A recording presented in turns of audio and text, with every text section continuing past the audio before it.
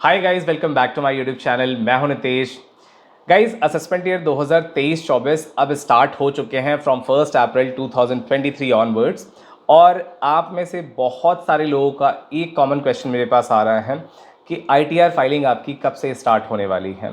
सो आज की इस वीडियो में इसी टॉपिक को कवर करने वाला हूं और इस वीडियो में मैं आपको बताऊंगा कि आप की ITR filing for current assessment year कब से स्टार्ट होने वाली है, उसकी फॉर्म्स कब से रिलीज़ होंगे, फॉर्म को आप किस तरीके से चेक कर सकते हैं पोर्टल पे, और भी बहुत कुछ इस वीडियो में आपको देखने को मिलेगा। तो वीडियो को शुरू से एंड तक देखिएगा और वीडियो के एंड तक आपको जितने भी आपके क्वेश्चंस होंगे उन सभी का आंसर आपको पूरी तरीके से मिल जाएगा। तो चलिए वीडियो को शुरू करते हैं। सबसे पहले तो बात करते हैं कि आपकी आईटीआर फाइलिंग जो होती है वो किसी भी असेसमेंट ईयर के लिए कब से स्टार्ट होती है। देखिए, इसका लीगल प्रोसेस तो ये होता है कि जब आपका असेसमेंट ईयर स्टार्ट होता है, यानी कि 1 अप्रैल से आपका असेसमेंट ईयर स्टार्ट होता है, उसके बाद से आपकी आईटीआर फाइलिंग स्टार्ट हो जानी चाहिए। लेकिन क्योंकि इसमें कुछ टेक्निकल फंक्शनैलिटीज़ भी होती हैं, आपको जो पोर्टल पे फॉर्म्स अपलोड करना होता है वो जब तक गवर्नमेंट की तरफ से इशू नहीं किए जाते हैं तब तक आप अपने आईटीआर फॉर्म्स फाइल नहीं कर सकते हैं। अब ये बात करते हैं कि क्या करंट ईयर के फॉर्म्स आ चुके हैं, यानी कि असेसमेंट ईयर 2023-24 के लिए आपके आईटीआर फॉर्म्स आ चुके हैं और क्या आप उनकी रिटर्न्स अभी से फाइलिंग करना स्टार्ट कर सकते हैं।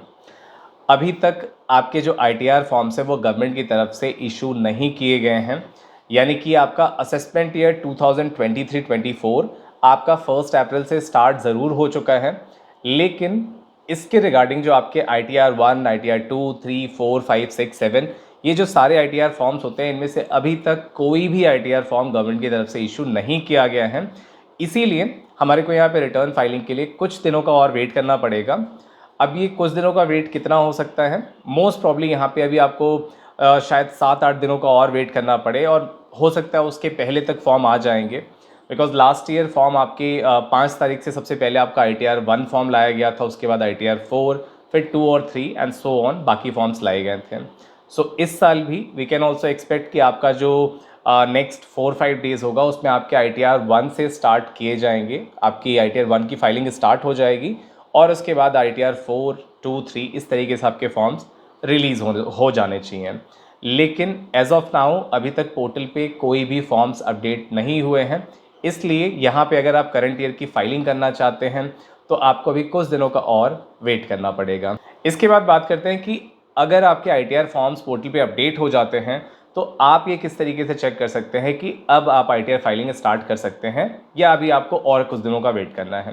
तो इस चीज़ को दिखाने के लिए मैं आपको लेके चलता हूँ पोर्टल पे, और पोर्टल पे मैं आपको दिखाता हूँ कि आपको कहाँ से पता चलेगा कि आपके आईटीआर फॉर्म्स रिलीज़ कर दिए गए हैं और आप अपने आईटीआर फॉर्म्स को अब फाइल कर सकते हैं। तो अभी आ चुके हैं हम पोर्टल पे, और इनकम टैक्स पोर्टल पे आने के बाद आपको फॉर्म्स चेक करने के लिए सबसे पहले अगर आपके फॉर्म्स रिलीज हो जाते हैं तो आपको डैशबोर्ड पे ही यहाँ पे आपको ऑप्शन मिल जाएगा। यहाँ पे आपको फाइल नाउ का बटन यही होम स्क्रीन पे ही दिख जाता है। और अगर आपको इसको चेक करना है तो इसका एक ऑल्टरनेट तरीका ये भी होता है कि आप यहाँ पे ई फाइल के अंदर जाएंगे, यहाँ पे इनकम टैक्स रिटर्न, और यहाँ पे आप फाइल इनकम टैक्स रिटर्न पे क्लिक करेंगे। जैसे ही आप इस पे क्लिक करेंगे तो यहाँ पे आपको सेलेक्ट असेसमेंट ईयर का ऑप्शन मिलेगा। यहाँ पे आप इसको क्लिक करने पे आप देखेंगे आपको अलग अलग असेसमेंट ईयर्स का यहाँ पे ऑप्शन दिखेगा। फॉर एग्जांपल अभी पे जो असेसमेंट ईयर आ रहा है वो आ रहा है असेसमेंट ईयर 2022-23, 21-22, 20-21 एंड इसके पहले वाले साल आ रहे हैं। करंट असेसमेंट ईयर जो होगा वो होगा आपका असेसमेंट ईयर 2023-24, 2023-24 होगा, जो कि अभी तक आपका पोर्टल पे अपडेट नहीं हुआ है। जैसे ही यहाँ पे आपका असेसमेंट ईयर 2023-24 के लिए यहाँ पे ऑप्शन इनेबल कर दिया जाएगा, इट मींस कि आपका form for current assessment year आ चुके हैं और उसके बाद से आप अपनी income tax return filing start कर सकते हैं। इसके बाद बात करते हैं एक बहुत ही इंपॉर्टेंट क्वेश्चन की कि क्या आईटीआर फॉर्म्स के रिलीज होते ही आपको अपनी आईटीआर फाइलिंग कर देनी चाहिए। देखिए, अब यहाँ पे आपको दो बातों का बहुत केयरफुली ध्यान रखना है। नंबर एक, रिटर्न फाइलिंग के लिए आपको ये चीज़ ध्यान हमेशा रखनी है कि क्या आपका टीडीएस कटा हुआ है या नहीं कटा हुआ है। अगर आपका कोई भी टीडीएस नहीं काटा गया है और आपको सिंपली अपनी निल की रिटर्न फाइल करनी है, या फिर आपको जो 5 लाख की लिमिट है उसके अंदर अंदर आपको रिटर्न फाइल करनी है और कोई भी टैक्स लाइबिलिटी नहीं बनती, या फिर आपका कोई भी टीडीएस अमाउंट वगैरह नहीं है दिखाने के लिए, तो उस केस में जैसे ही ITR फॉर्म्स रिलीज़ होते हैं आप अपनी रिटर्न को फाइल कर सकते हैं, बिकॉज उसमें कुछ भी एडिशनल इन्फॉर्मेशन का आपको वेट करने की ज़रूरत नहीं है। लेकिन अगर आपके TDS का डिडक्शन किया गया है ड्यूरिंग द ईयर, तो उस केस में आपके लिए ये चीज़ बहुत ज़रूरी हो जाती है कि आप अपने 26 ईयर्स में TDS पूरा अपडेट हो जाने देने तक का आपको वेट करना होगा। अब ये TDS कब तक अपडेट होता है? आप मोस्ट प्रॉब्ली ये मान सकते हैं कि मई एंड तक आपका सारा TDS अपडेट हो जाता है और जून की स्टार्टिंग से आप अपनी रिटर्न फाइल कर सकते हैं अगर आपका TDS रिडक्शन का केस होता है। सिमिलरली अगर आप एक सैलरीड पर्सन होते हैं और आपको फॉर्म 16 जो होता है वो भी आपको मई एंड तक मोस्ट ऑफ द कंपनीज में मिल जाता है, जिसके बाद आप उस फॉर्म 16 में दिए गए TDS को अपने 26 ईयर्स वाले TDS से अपडेट करेंगे, उससे चेक करेंगे, और अगर दोनों जगह पे आपका TDS अपडेट हो चुका होता है उसके बाद ही आप अपनी रिटर्न फाइलिंग का प्रोसेस स्टार्ट करेंगे।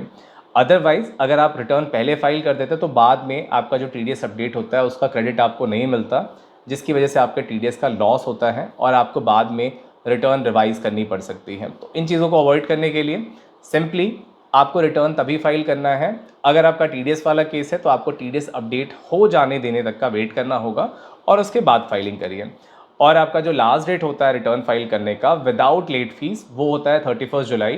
तो सफिशिएंट टाइम होता है, तो आप उसके लिए अभी कुछ दिनों का वेट भी कर सकते हैं, और जब आपका TDS वगैरह पूरा तरीके से अपडेट हो जाता है तो उसके बाद आप इसकी रिटर्न फाइलिंग वगैरह स्टार्ट कर सकते हैं।